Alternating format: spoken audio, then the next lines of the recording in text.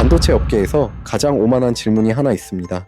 삼성이 GPU를 만든다고? 엔비디아와 애플이 있는데 굳이? 이 질문은 지난 10년간 삼성을 괴롭혀온 족쇄였습니다. 하지만 2027년 삼성은 이 오만한 질문에 대해 가장 파괴적인 답변을 준비하고 있습니다. 바로 완전 독자 GPU 아키텍처의 완성입니다. 모두가 불가능하다고 말할 때 삼성은 왜 다시 이 위험한 도박을 시작했을까요? 엔비디아에 매달리고 애플을 부러워하는 시대는 끝났습니다. 이건 단순한 성능 경쟁이 아닙니다. 연산의 주도권을 되찾기 위해 전 세계에서 오직 삼성만이 충족할 수 있었던 기괴한 조건들, GPU 설계, 메모리 제조, 그리고 파운드리 공정, 이 세 가지를 한 회사가 다 가진다는 게 얼마나 무서운 일인지 아십니까? 애플도 엔비디아도 못한 이 통합을 삼성이 2027년 완성하려 합니다. 엑시노스의 굴욕, 그리고 멈춰버린 자체 GPU의 꿈. 하지만 삼성은 포기한 게 아니라 때를 기다리고 있었습니다. AMD와 엔비디아의 핵심 인재들이 왜 삼성으로 모이고 있는지, 그리고 그들이 준비 중인 2027년 진짜 삼성 GPU가 왜 세계를 놀라게 할지, 삼성이 할 수 있느냐가 아니라 왜 삼성밖에 남지 않았는지,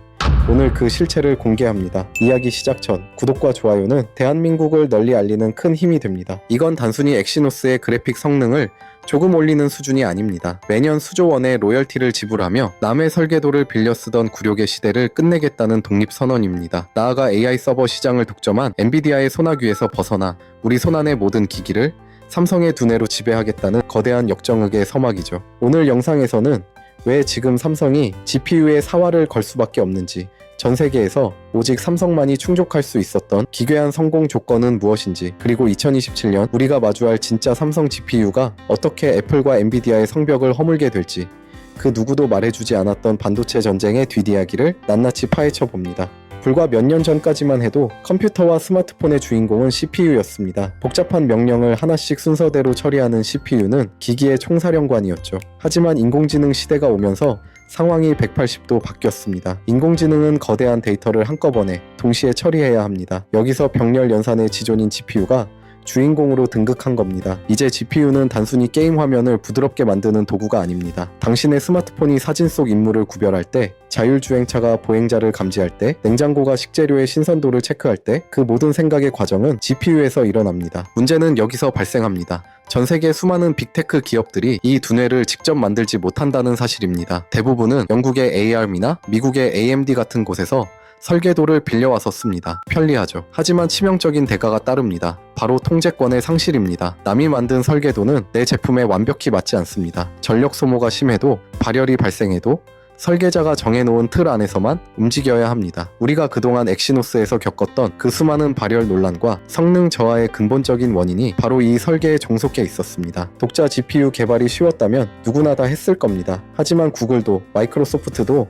선뜻 뛰어들지 못하는 이유, 거기엔 넘기 힘든 세 개의 벽이 있습니다. 첫 번째는 설계의 극한입니다. GPU는 수만 개의 연산 코어가 유기적으로 연결되어야 합니다. 데이터가 흐르는 길을 단일, 나노미터만 잘못 설계해도 칩 전체가 타버리거나 먹통이 됩니다. 애플이 독자 GPU를 만들기 위해 10년 넘게 공을 들인 이유가 여기에 있습니다. 두 번째는 열역학의 저주입니다. 성능을 높이려면 전기를 많이 써야 하고, 전기를 많이 쓰면 열이 납니다. PC라면 거대한 팬을 달면 되지만 스마트폰은 그럴 수 없습니다. 손안의 화로가 되지 않으면서 엔비디아급 성능을 뽑아내는 것, 그것은 인류가 반도체 공학에서 마주한 가장 난해한 고차방 정식입니다. 세 번째는 가장 무서운 생태계의 장벽입니다. 칩을 아무리 잘 만들어도 게임 제작사나 앱 개발자들이 삼성 GPU에 맞춰 코딩해주지 않으면 그 칩은 쓰레기나 다름없습니다. 엔비디아가 무서운 건 칩 성능 때문이 아니라 쿠다라는 강력한 소프트웨어 생태계로 전세계 개발자들을 묶어버렸기 때문입니다. 이 세 가지 벽을 동시에 넘는다는 건 사실상 반도체의 모든 영역에서 신의 경지에 올라야 가능하다는 뜻입니다. 그런데 삼성이 다시 도전장을 내밀었습니다. 이건 무모한 고집이 아닙니다. 철저히 계산된 구조적 자신감입니다. 전문가들은 말합니다. 전 세계에서 GPU 독자 개발의 조건을 모두 갖춘 기업은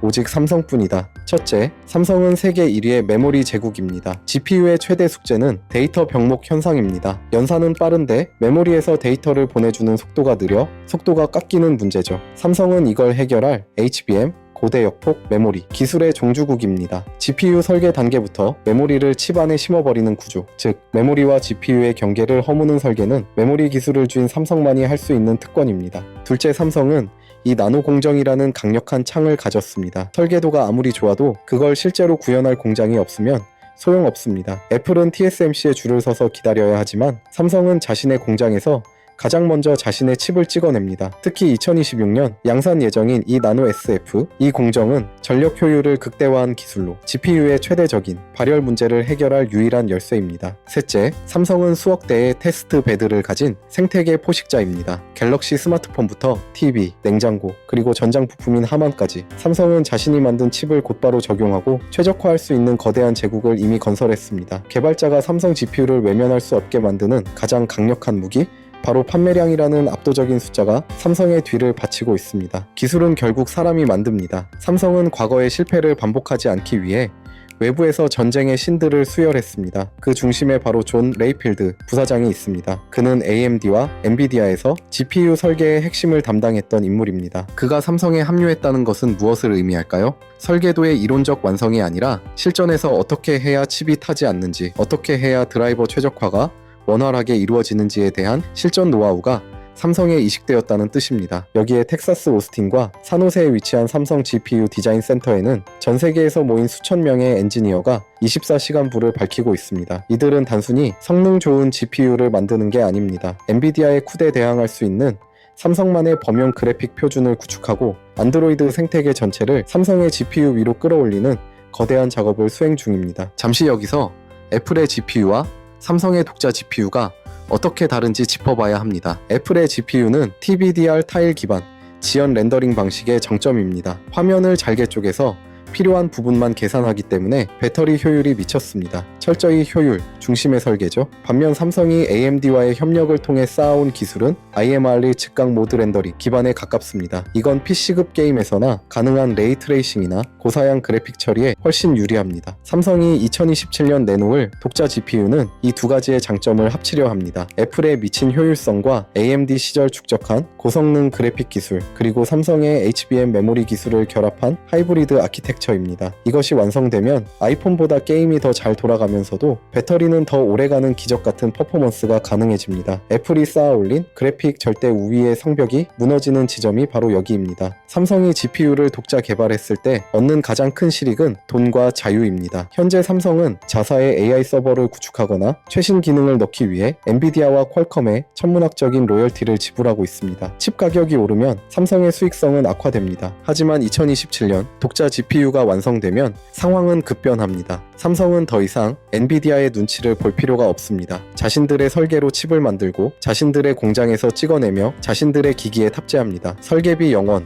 제조 마진 외부 유출 0원. 이것은 단순히 비용 절감이 아닙니다. 엔비디아가 장악한 서버용 AI 시장과 애플이 장악한 모바일 시장 사이, 그 누구도 침범하지 못한 온디바이스 AI 전용 GPU라는 새로운 영토를 삼성이 독식하겠다는 선언입니다. 클라우드 연결 없이 내 폰 안에서 모든 AI 연산이 완벽하게 이루어지는 세상, 그 세상의 통행세는 이제 삼성이 걷게 될 것입니다. 운명의 시계는 이미 돌아가고 있습니다. 2026년 삼성은 이 나노 공정을 적용한 엑시노스 2600을 통해 최첨단 공정과 GPU의 결합을 테스트할 것입니다. 이때까지는 AMD 아키텍처를 유지하며 설계를 최적화하는 경험을 쌓을 겁니다. 그리고 대망의 2027년 엑시노스 2800과 함께 삼성의 100% 독자 GPU가 베일을 벗습니다. 하드웨어 설계부터 소프트웨어 드라이버, 그리고 AI 연산 가속기까지 모두 삼성의 이름으로 채워진 진짜 메이드 인 삼성의 두뇌입니다. 많은 이들이 묻습니다. 삼성이 정말 성공할 수 있겠냐고. 하지만 반도체의 역사는 언제나 불가능에 도전한 자들에